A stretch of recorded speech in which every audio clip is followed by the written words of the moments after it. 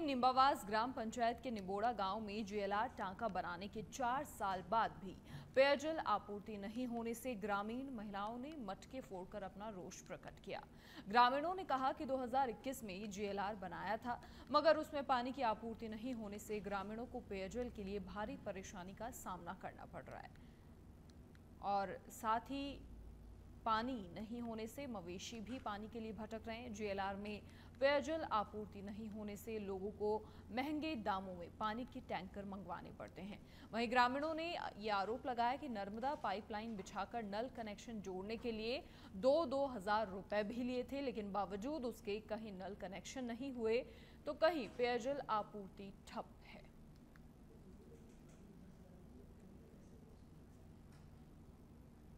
भीलवाड़ा के कोटड़ी से खबर, जहां अनियंत्रित बाइक डिवाइडर से टकरा गई। नेशनल हाईवे 758 पर सवाईपुर चौराहे पर यह हादसा हुआ। हादसे में मासूम की मौत हो गई, 2 लोग घायलों को जिला चिकित्सालय में भर्ती करवाया गया। सवाईपुर चौकी पुलिस मौके पर पहुंची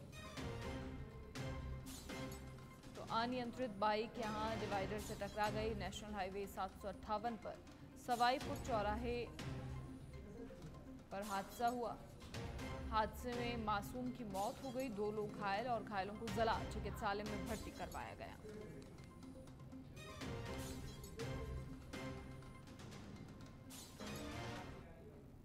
खबर कोटपुतली के नारायणपुर से है, जहां ग्राम पंचायत के मुख्य गेट पर एक परिवार धरने पर बैठा है।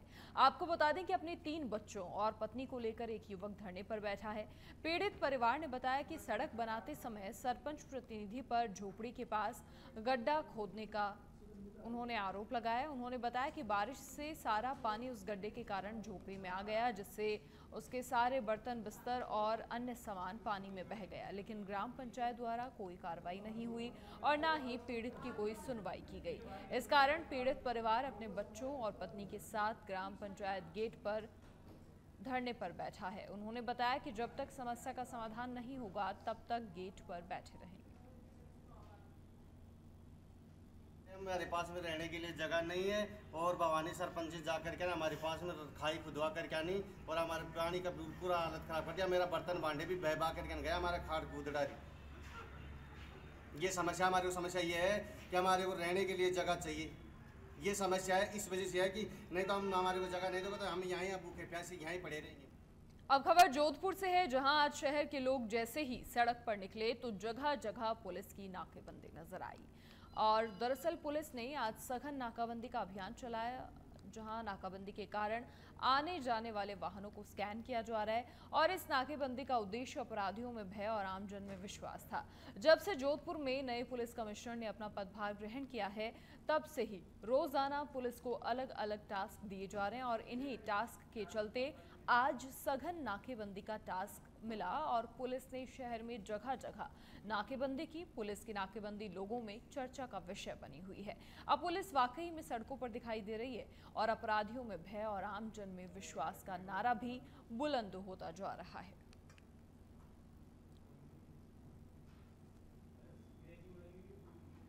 और अब भिवाड़ी से बड़ी खबर, जहां 8 महीने की गर्भवती महिला से मारपीट का मामला सामने आया है। महिला ने कॉलोनी मालिक पर मारपीट का आरोप लगाया है। आरोपी ने महिला के पति से भी मारपीट की, गाली गलौज की। मामले में थाना पुलिस ने रिपोर्ट दर्ज करने से भी इनकार कर दिया।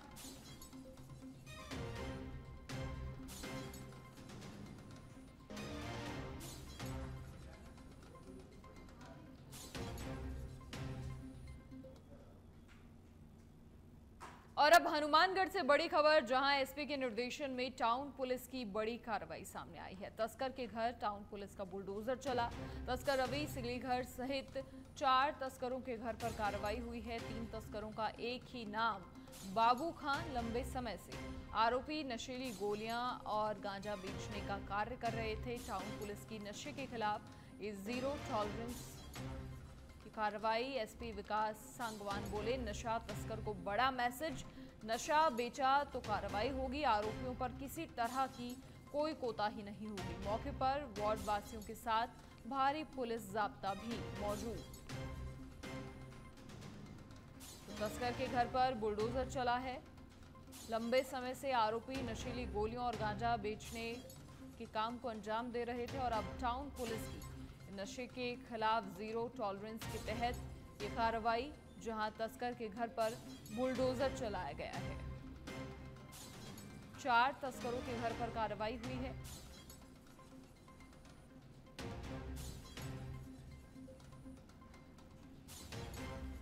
और इस मौके पर वार्ड वासियों के साथ भारी पुलिस जाब्ता भी तैनात रहा। बाड़मेर में एसीबी टीम की बड़ी कार्रवाई सामने आई है, जहां बिजली विभाग के एईएन को रिश्वत लेते हुए ट्रैप किया गया है। सिंगल फेज से 3 फेज बिजली लोड करने की एवज में 15,000 की रिश्वत मांगी थी।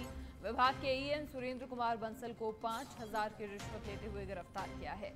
एईएन सुरेंद्र कुमार बंसल पहले 10,000 की रिश्वत ले चुका था। एसीबी अधिकारी किशन सिंह की टीम ने ये कार्रवाई की है।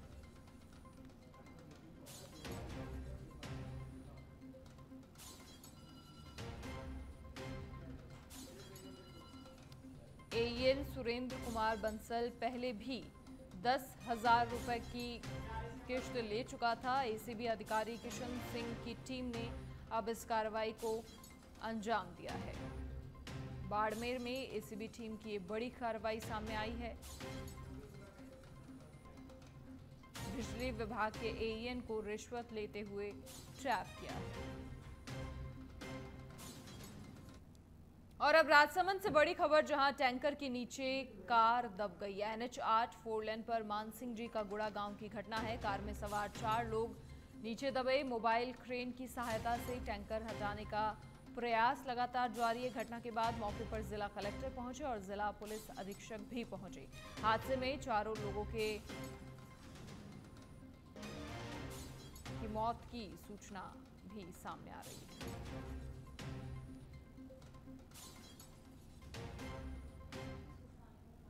तो प्रश्नकाल के साथ विधानसभा की कार्यवाही शुरू होगी। सुबह 11 बजे सदन की कार्यवाही शुरू होगी। कुछ ही समय शेष है। तारांकित प्रश्नों की सूची में 19 प्रश्न हैं। अतारांकित प्रश्नों की सूची में 23 प्रश्न हैं। मुख्यमंत्री से जुड़े विभाग के भी सदन में सवाल जवाब होंगे। वित्त, कृषि, चिकित्सा, शिक्षा, पशुपालन और डेयरी से संबंधित भी सवाल जवाब होंगे। सदन के पटल पर वार्षिक प्रतिवेदन रखे जाएंगे। सदन में सामान्य वाद विवाद शुरू होगा। बजट अनुमान वर्ष 2024-25 पर सामान्य वाद विवाद और विधानसभा अध्यक्ष वासुदेव देवनानी व्यवस्था देंगे। सदन में सदस्यों के पार्टी अनुसार बोलने का भी समय तय किया जाएगा। और अधिक जानकारी के लिए, बातचीत के लिए सहयोगी लोकेश ओला फिलहाल हमारे साथ जुड़ चुके हैं विधानसभा से। लोकेश, क्या कुछ पूरी जानकारी? कल जब बजट पेश हुआ तो तमाम प्रतिक्रियाएं सामने आई। प्रतिक्रियाएं ये भी कि बजट का कोई विजन नहीं है, प्रतिक्रिया ये भी कि जनहित में बजट नहीं है। तो ऐसे में आज हंगामे के भी आसार हैं। आज कहीं ना कहीं बड़ा दिन है। एक तरफ वार्षिक प्रतिवेदन रखे जाएंगे तमाम सदन के पटल पर और दूसरी तरफ विपक्ष भी तैयार बैठा है।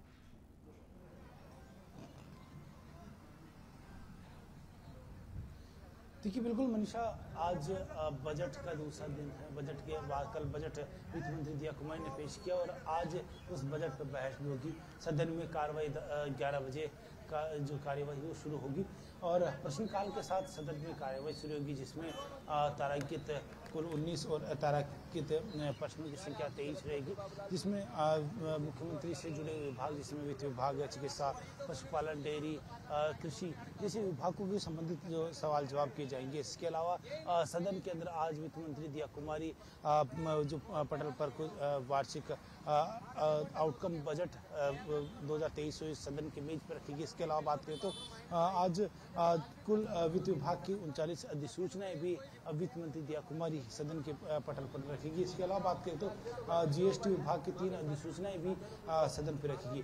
इसके अलावा कई अधिसूचनाएं हैं वो भी आज उप मुख्यमंत्री प्रेमचंद बेरवा सड़क परिवहन विभाग से संबंधित रखेंगे। हेमंत मीणा राजस्व विभाग से संबंधित अधिसूचनाएं सदन के पटल पर रखेंगे। इसके अलावा बात करें तो अन्य जो मंत्री उप मुख्यमंत्री प्रेमचंद बेरवा उच्च शिक्षा, तकनीकी शिक्षा के वार्षिक प्रतिवेदन है वो इसमें रखे जाएंगे। इसके अलावा गजेंद्र सिंह खींसर भी RUHS का वार्षिक प्रतिवेदन रखेंगे, किस तरह की जो गतिविधियां हैं वो पिछले सरकारी कार्यकाल के दौरान हो रही है। इसके अलावा राज्यवर्धन सिंह राठौड़ जो भिवाड़ी इंटीग्रेटेड विकास प्राधिकरण और साथ ही अन्य जो 60 लिमिटेड का वार्षिक प्रतिवेदन है वो रखेंगे।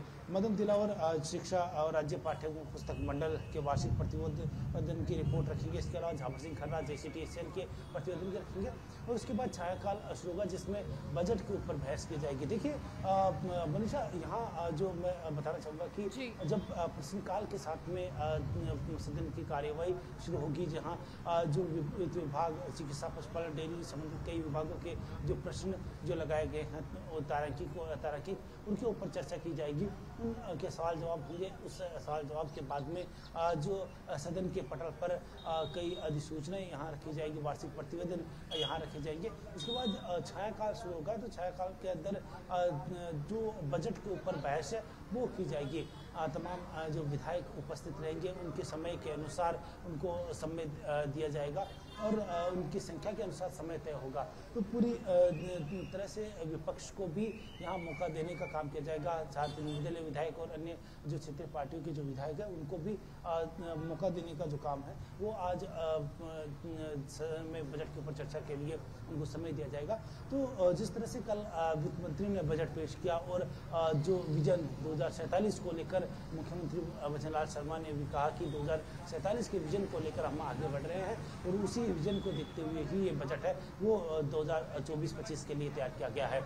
वही बजट को लेकर जो कई योजनाएं हैं वो जो बीजेपी सरकार लेकर आई है, कई योजनाओं के नाम परिवर्तन यहाँ किए गए हैं, कई तरह की जो सुविधाएं आमजन को देने का काम किया जाएगा। पर्यटन के क्षेत्र को विशेष बढ़ावा दिया जाएगा, धार्मिक स्थलों के लिए विशेष बजट का प्रावधान है वो किया गया है। तो बजट के अंदर कल जिस तरह से खास रहा और उसके ऊपर आज चर्चा यहाँ की जाएगी और सदन के अंदर कल जो बजट के दौरान भी कई तरह के जो हंगामे देखने को मिले कि रोजगार के मामले हो, कृषि के मामले हो या फिर बात करें तो औद्योगिक विकास जैसे कई मुद्दों के ऊपर बजट प्रस्ताव जो पढ़ रही थी वित्त मंत्री दिया कुमारी, इस दौरान भी विपक्ष की ओर से कई तरह के हंगामे किए गए और बजट के बाद में जिस तरह से विपक्ष ने इसको जो झूठ का पुलिंदा बताया, उबाऊ बताया और बगैर विजन का उन्होंने विपक्ष ने बताया, तो कई योजनाएं जिस तरह से कांग्रेस सरकार की जो योजनाएं थी उनको बजट नहीं देने की बिल्कुल लोकेश, तो आज बिल्कुल नजर रहेगी विधानसभा की कार्यवाही पर। फिलहाल तमाम जानकारी देने के लिए आपका बहुत बहुत शुक्रिया।